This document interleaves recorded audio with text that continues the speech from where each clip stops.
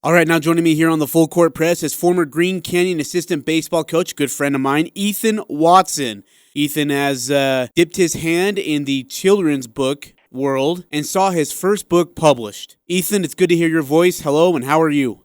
Good, Ajay. How you doing? Doing well. Hey, let's start here. By the way, are you still on the coaching staff for baseball, or are you retiring, or what's the deal there?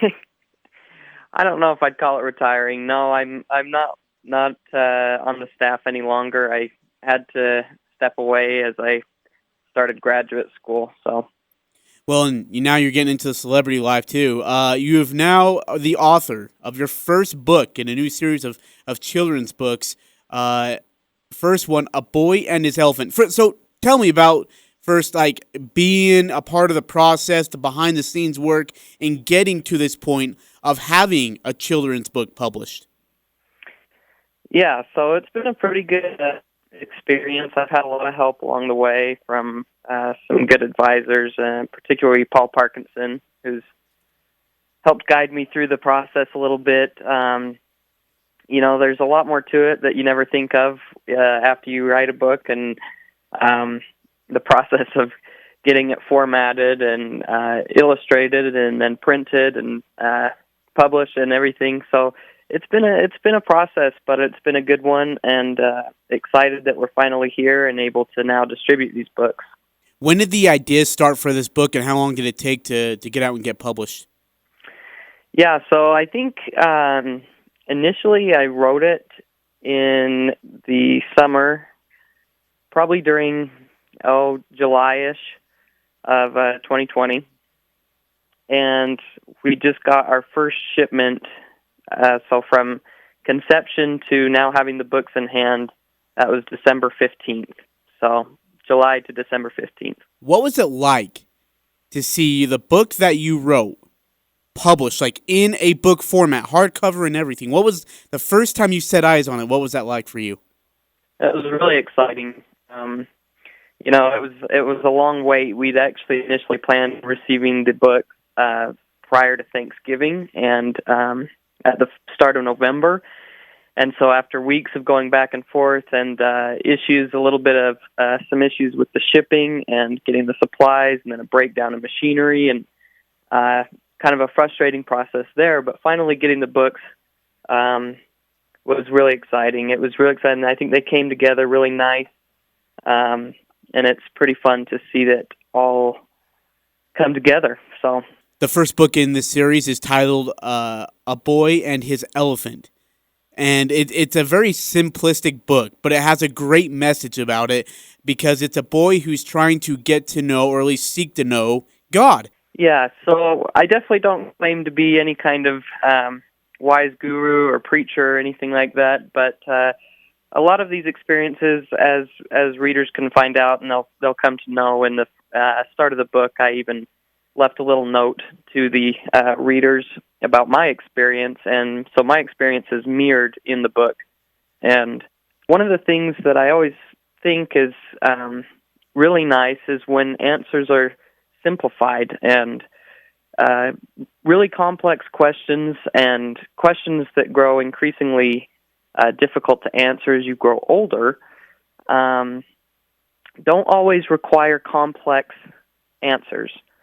And so, in fact, I think a lot of times adults, we underappreciate how good a simple answer is and can be good in our lives.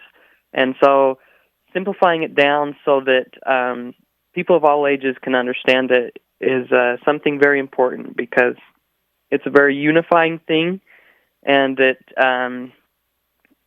awesome because it shows that you don't have to be wise and old to know God in this way, and you can go find Him whenever you're ready. Why share the message at this time? I think it came from a little bit of frustration with just so much negativity. Daily life was being canceled day after day, and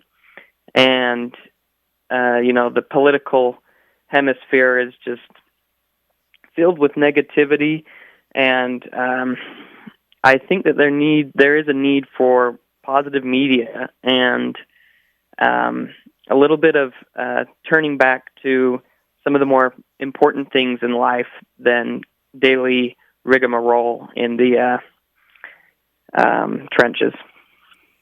Tell me about your illustrator, Jessica Talbot. She's a sixth grade teacher in Smithfield, and working with her and her putting the art together. Yeah, Jessica's awesome. She did an incredible job. As I set out to get this illustrated, because I have no artistic capability whatsoever, was a little bit of a journey and a little overwhelming. I kind of put it out there to several of my family members and friends and saw kind of what they could do, and I was getting frustrated as I wasn't quite seeing what I wanted, and I didn't know exactly what I wanted, but it was one of those, I'll know it when I see it.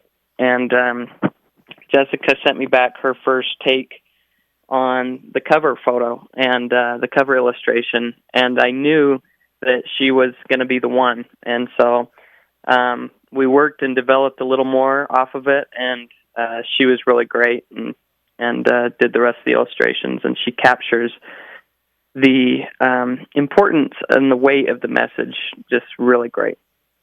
You've graduated with a bachelor's degree in communicative disorders and deaf education. You're working on your 4-year graduate program. You got all these great things that you're doing. Is there any similarity between your degree and your schooling and this book? And putting this book together, I should say. I don't know if there's a direct correlation. I definitely have a soft spot for kids. As I work to become a pediatric audiologist and work with these kids every day. In my very short career, that's all I've done is work with kids, and so I've worked in preschools and daycares and coached, and it's a passion of mine, and so being able to communicate to them and share with them is pretty awesome. Ethan Watson, former Green Canyon assistant baseball coach, joining me here now, an author.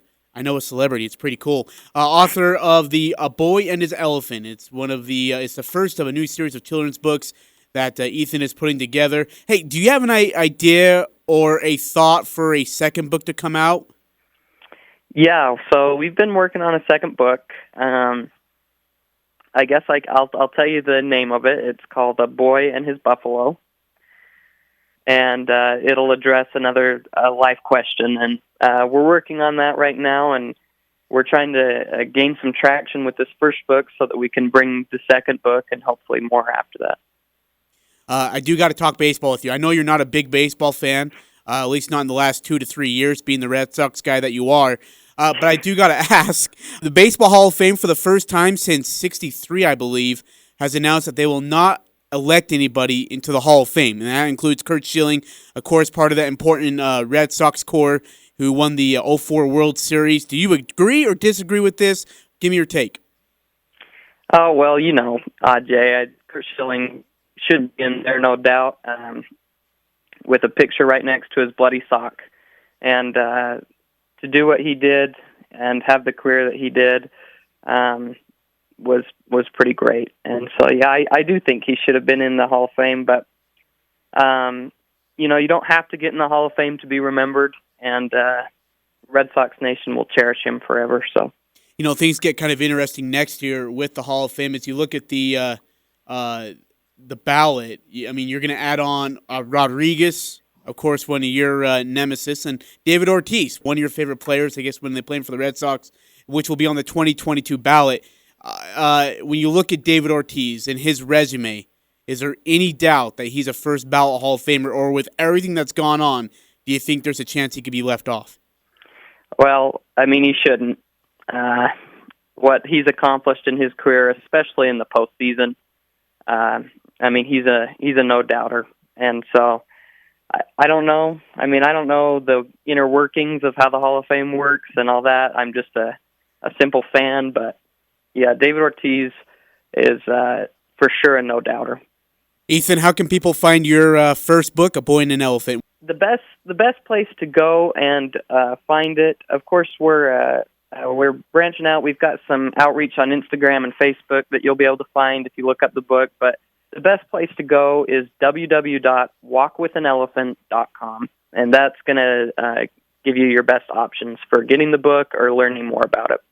Awesome, Ethan. It's been a joy to talk to you. Good to hear your voice again. I know it's been a little bit of it. Congratulations, by the way, Mr. Newlywed, to your beautiful wife, Nikki.